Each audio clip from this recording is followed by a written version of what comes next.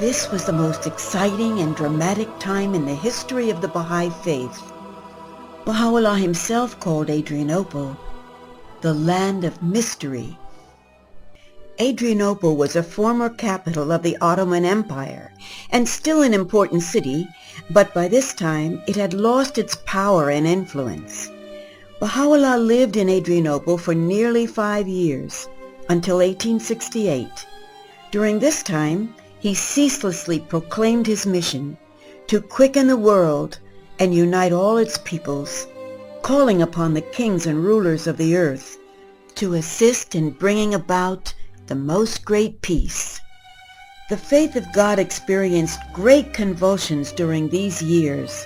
The man mainly responsible for the turmoil was Baha'u'llah's own half-brother, the jealous Mirza Yahya, who would stop at nothing to fulfill his selfish desires. But as we will witness, the faith triumphantly withstood all challenges to its tender existence, and in Edirne, the sun of the revelation of Baha'u'llah rose all the way up to its zenith. Abdu'l-Baha, the son of Baha'u'llah, was only 19 years old upon their arrival to Adrianople. Although just a youth, he was instrumental in assisting his father throughout these difficult times. In Adrianople, Abdu'l-Baha increasingly served as his father's shield to the outside world. It wasn't long before the inhabitants of Adrianople perceived Baha'u'llah's greatness. He was quickly sought after for his knowledge and wisdom. He soon won the respect and admiration of the governor, of the leading religious figures, and many other dignitaries. He was so revered that people in the streets would wholeheartedly bow before him as he passed. Baha'u'llah was 46 years old at the time. So great is the grace vouchsafed in this day, that in a single day and night, were an amanuensis capable of accomplishing it to be found, the equivalent of the Persian bayan would be sent down from the heaven of divine holiness. From the days of Iraq until this time, tablets have been revealed unceasingly. But now in Adrianople, this process gained more and more momentum. It was clear that a new phase had begun. Baha'u'llah was openly declaring his station as the supreme manifestation of God.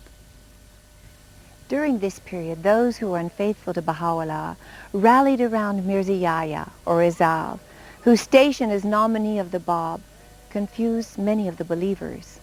While most of them who met Yahya became aware that he was nothing more than a mere figurehead designed to take away the focus of attention on Baha'u'llah, yet the controversy surrounding his position continued. Now the very jealous Mirza Yahya decided he would take leadership of the community, that the people would follow him and turn to him for spiritual enlightenment and guidance. Sayyid Muhammad Isfahani was well aware of Mirza Yahya's weaknesses in intelligence and character. He had the ability to influence Mirza Yahya and many others to commit evil deeds against Baha'u'llah. Within the first 7 months of their arrival, they changed homes 4 times due to inadequate accommodation. They also lacked suitable clothing, and the year was marked by great suffering. When Baha'u'llah and his family first arrived in Adrianople, they stayed for 3 nights in a 2-story caravanserai. A caravanserai was a kind of large inn used to accommodate travelers in the Middle East.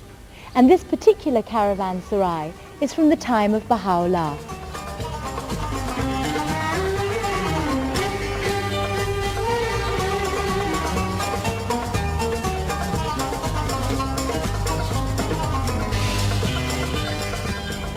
Then they moved to a house in the Muradiya quarter.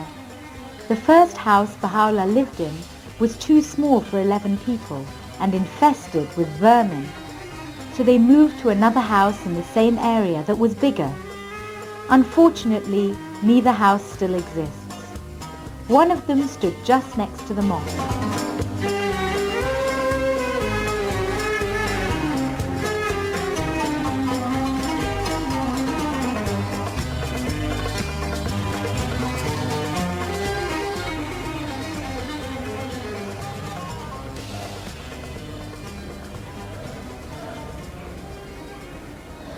At that time, members of the Mawlawi order, or dervishes, used to meet every Friday for their services in their takis, or centers of congregation.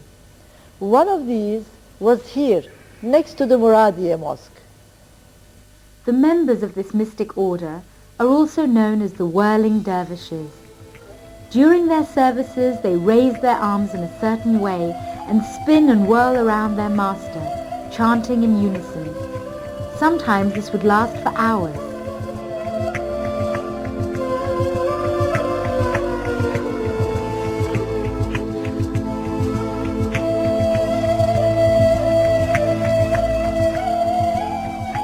The interior of this mosque looks much like it did during the time of Baha'u'llah. Martha Root, who the beloved guardian regarded as the foremost hand of the cause of God and the very model of a Baha'i travel teacher, visited Adrianople in 1933 along with Marian Jack in an attempt to trace Baha'u'llah's journey. Here's how she described this mosque. I went into the mosque. It is a beautiful interior, high and lofty, with the blue faience of various hues, from the delicate Chinese green blue of the east to the deep, rich Sevres blue of the west. It is marvelously colorful, although now it is more than 500 years old. Quotations from the Holy Quran illumined the walls. All colors were soft and harmonious. Such rich old tones are seldom seen in our modern churches. Kneeling with forehead to the rugs in this memorable mosque, I felt with a throb of wonder how far Baha'u'llah had come to meet our Western world. Adrianople was his closest approach to our Occident, but all these thoughts dropped into subconsciousness as one bowed in silent love in his living presence. He was in that mosque.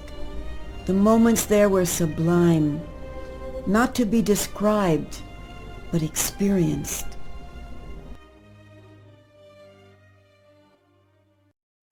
Baha'u'llah lived 6 months in the Muradiya quarter. Then he and his family moved to the house of Amrullah. Amrullah means God's command. There was a young man in the name of Hussein Ashchi. He was at the service of the Holy Family as a cook. He left memoirs describing this period. The house was very large and magnificent. It had a huge outer apartment where all the loved ones of Baha'u'llah used to gather. The means of livelihood were very inadequate and meager. Most of the time there was no food which could be served to Baha'u'llah other than bread and cheese. Every day I used to save some meat and oil and store it in a special place until there was enough to cook. Then I would invite Baha'u'llah to a meal on the lawn. We managed to save money and buy 2 cows and a goat. The milk and yogurt we produced were served in the holy household. Many wonderful things happened while Baha'u'llah was here.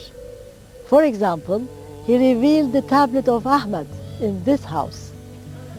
This was a powerful letter to Ahmad. Of paradise singeth upon the twigs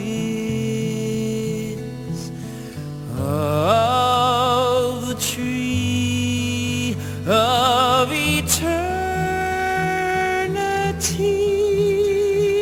Ahmad was a beloved and devoted follower of Baha'u'llah.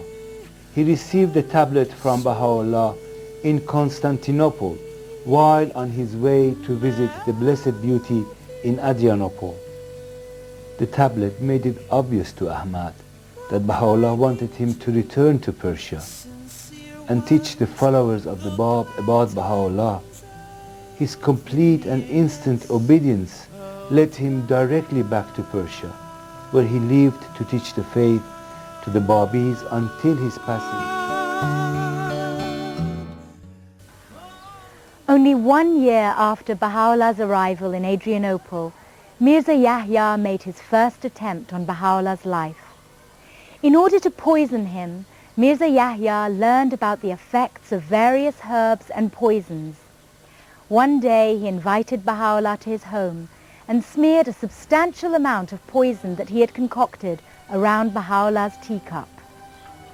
Shortly after Baha'u'llah drank his tea from the cup, he became seriously ill.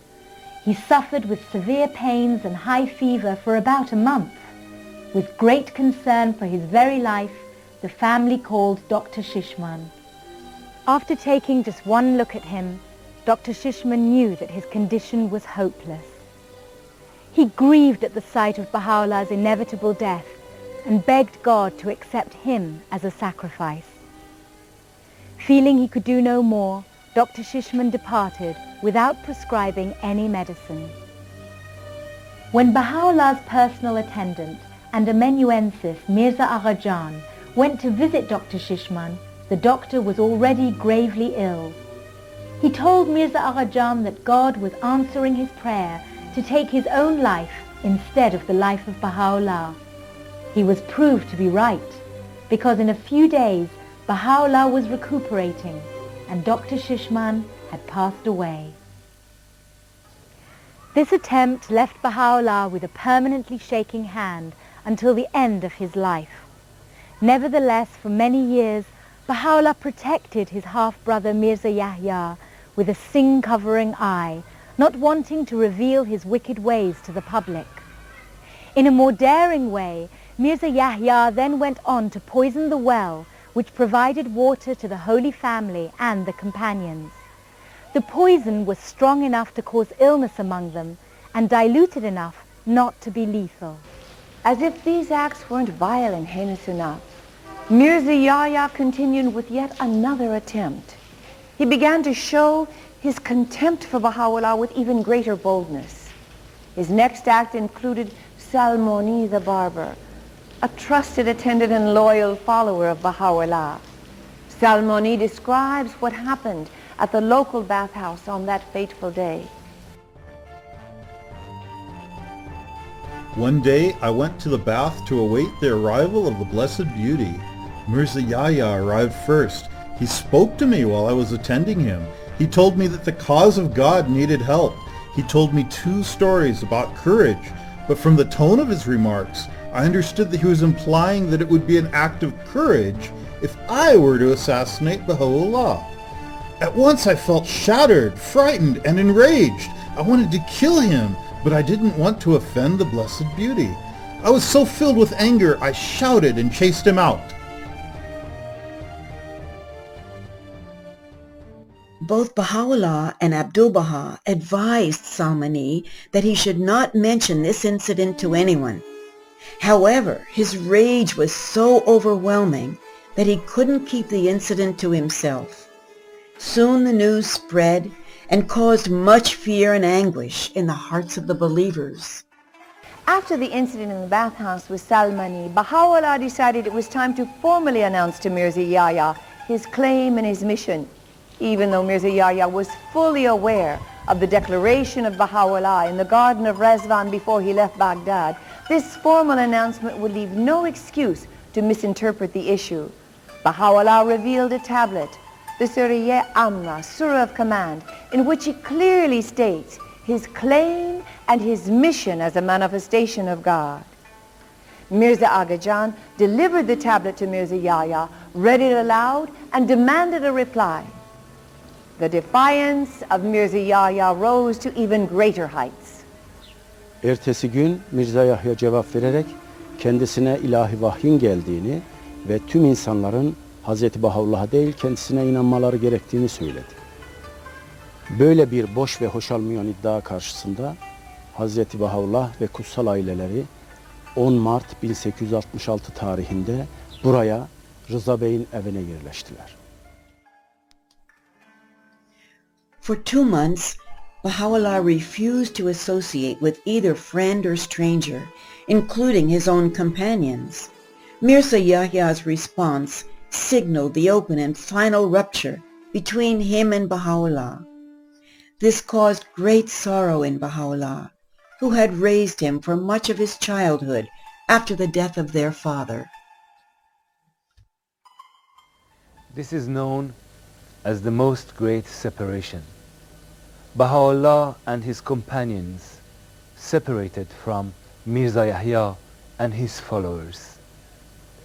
Baha'u'llah wanted to grant complete freedom and time for those who were still confused to be able to choose between him and Mirza Yahya.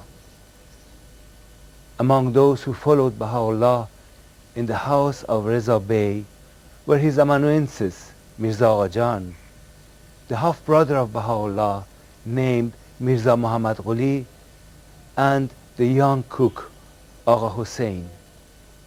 The rest of the companions of Baha'u'llah were heartbroken because of this separation. After Baha'u'llah poisoned, he has much suffered. And believers, because believers don't go for presence of him. They want to be presence of Baha'u'llah. Because this separation, they are sorry, their sorrowness time. And believers in Baha'u'llah rent a house to be near to Baha'u'llah. And they before stay and another quarter, stay and pray together day and night. They read from holy writings and prayer and begged God for the separation to end, for them to be near to the blessed beauty again. When their prayer answered by God, they were very joyful and happy and to be presence of Baha'u'llah.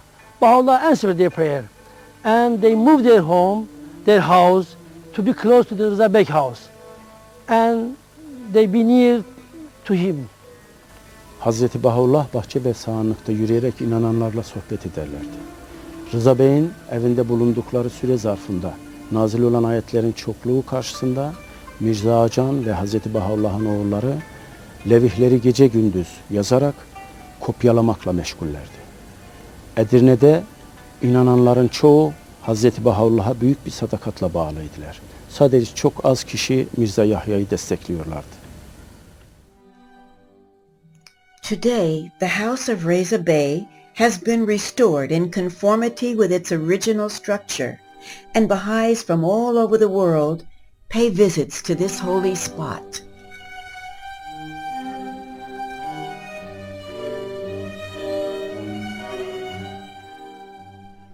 Pilgrims come here in a spirit of love and reverence to pray.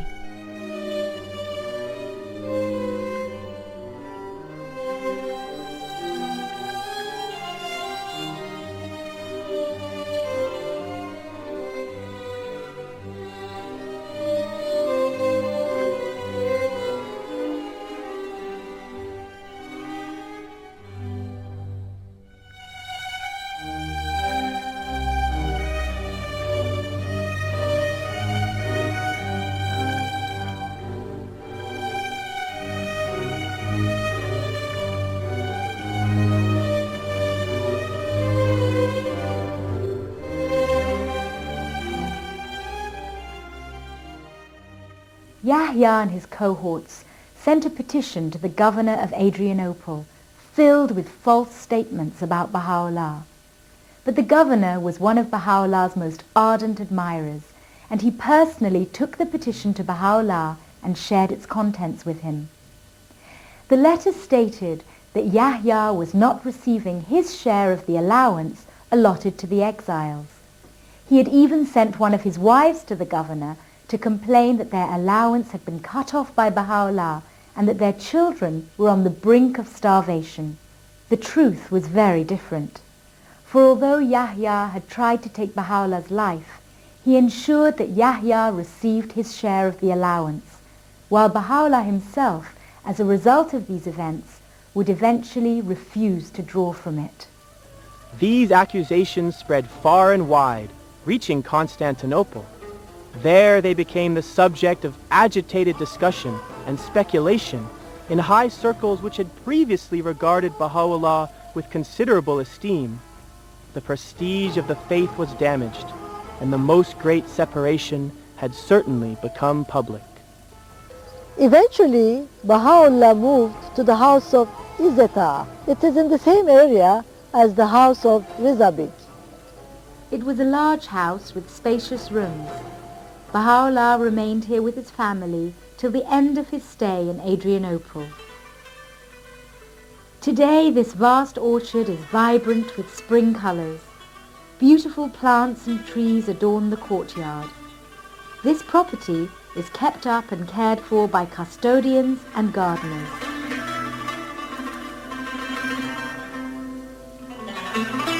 From here there was an inspirational view of the river and the southern orchards of the city. There were so many problems and so much confusion between Baha'u'llah and Yahya that some of the believers needed clarification. Mir Muhammadi Mukhari, a Babi of Shiraz, helped a lot in this clarification. I was confused by the differences that had arisen, so I traveled from Persia to Adrianople to investigate the truth for myself.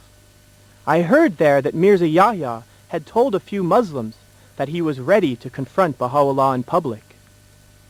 Foolishly, he and his supporters were sure that Baha'u'llah would not respond to the challenge. On the other hand, Baha'u'llah had told me that if ever Mirza Yahya would come face to face with him, then I could consider Yahya's claims to be true. So I decided to personally invite Baha'u'llah to a confrontation. Mirza Yahya appointed the Mosque of Sultan Selim as the place for the encounter. This was in September 1867. This mosque was built in the 16th century and is considered to be the most magnificent mosque in all of Turkey.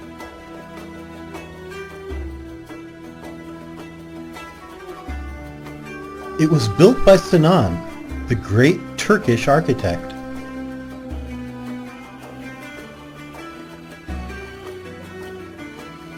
It is said that both Sultan Selim and his Grand Vizier dreamed in the same night that the Prophet Muhammad came to them and told them to build this mosque. Immediately, the Sultan instructed the architect Sinan, who was 80 years old at the time, to build the mosque. The mosque of Sultan Selim was a masterpiece.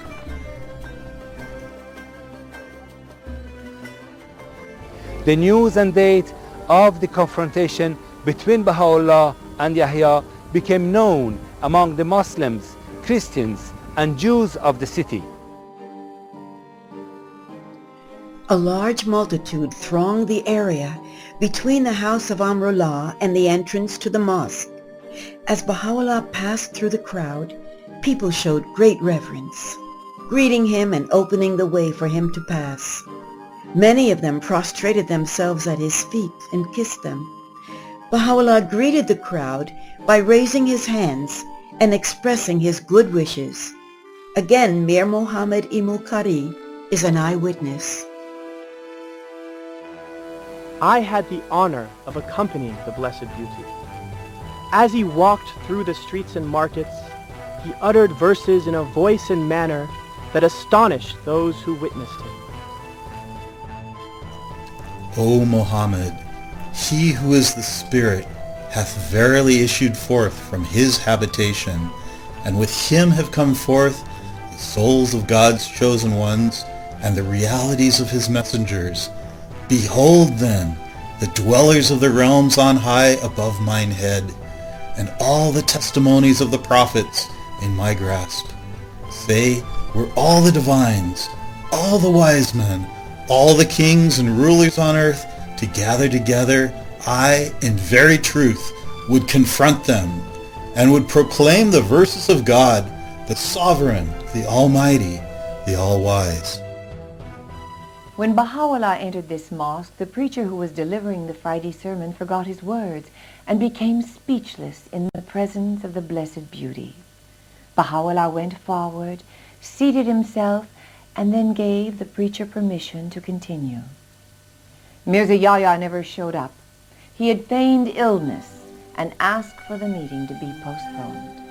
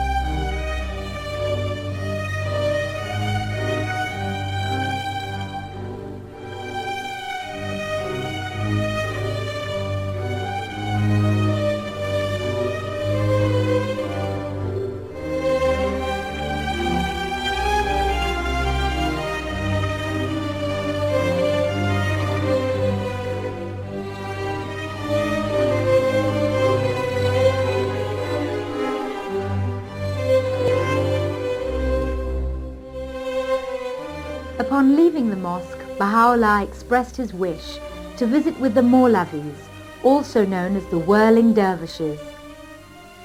He was accompanied by the governor of Adrianople and other dignitaries, together with the divines.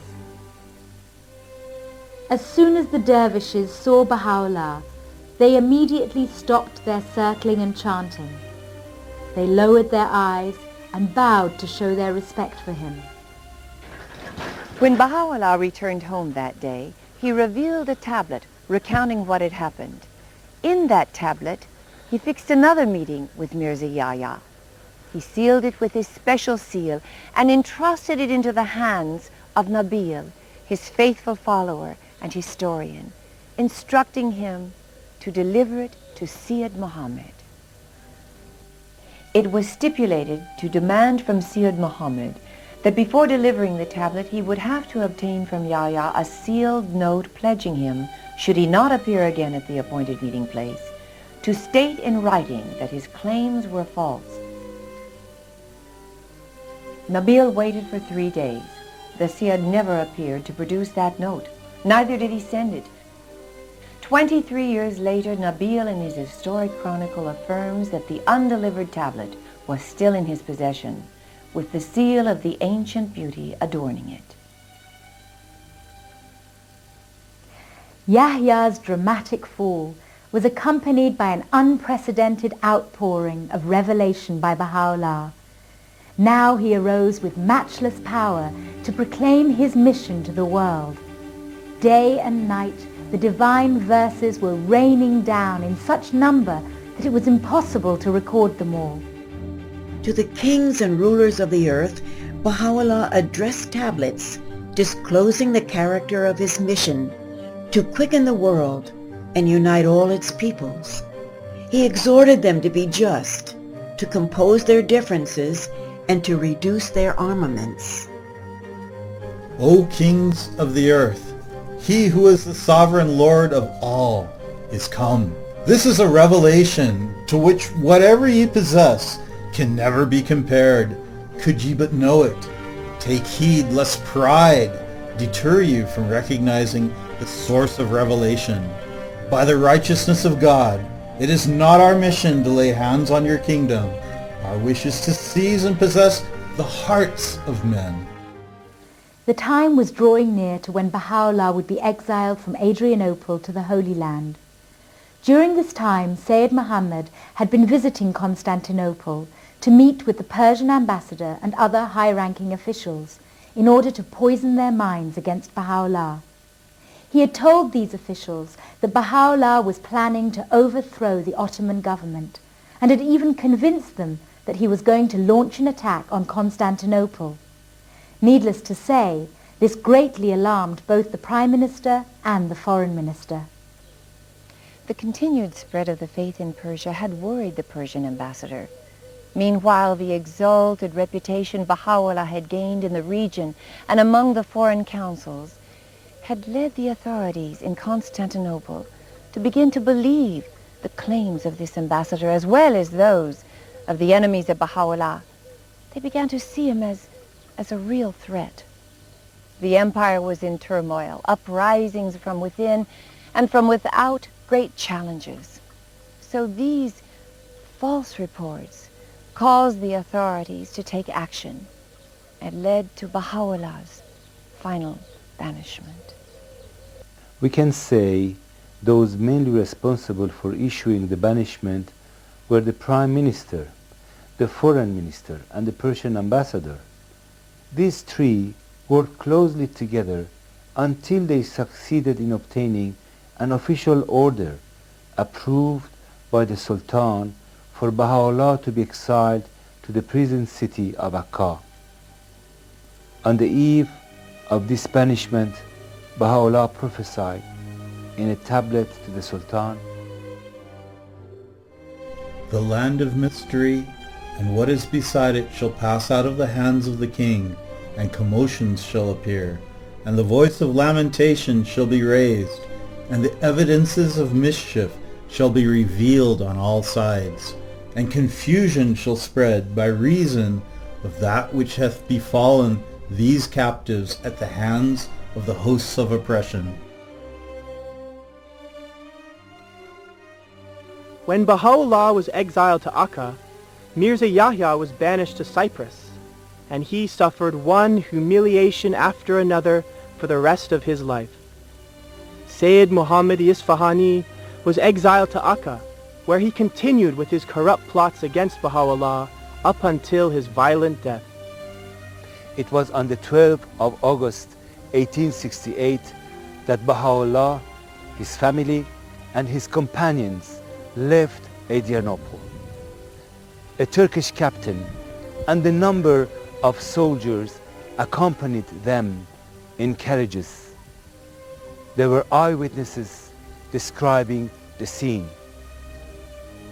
The inhabitants of the quarter in which Baha'u'llah had been living, and the neighbors who had gathered to bid him farewell, came one after the other, with the utmost sadness and regret, to kiss his hands and the hem of his robe, expressing meanwhile their sorrow at his departure. Methinks the city, its wall and its gates, bemoaned their imminent separation from him. On that day, there was a wonderful concourse of Moslems and Christians at the door of our Master's house. The hour of departure was a memorable one. Most of those present were weeping and wailing, especially the Christians. Say, this youth hath departed out of this country, and deposited beneath every tree and every stone a trust, which God will ere long bring forth through the power of truth. Ey ilahım Allah, sen pak ve mukaddessin. İsterim ki bütün dilimle seni çağırayım, dilimin döndüğü kadar sana yalvarayım, bütün kalbimle seni anayım, bütün ağzımla sana şükredeyim, bütün yüzümle sana secde edeyim, bütün gözümle seni göreyim, bütün ruhumla seni seveyim.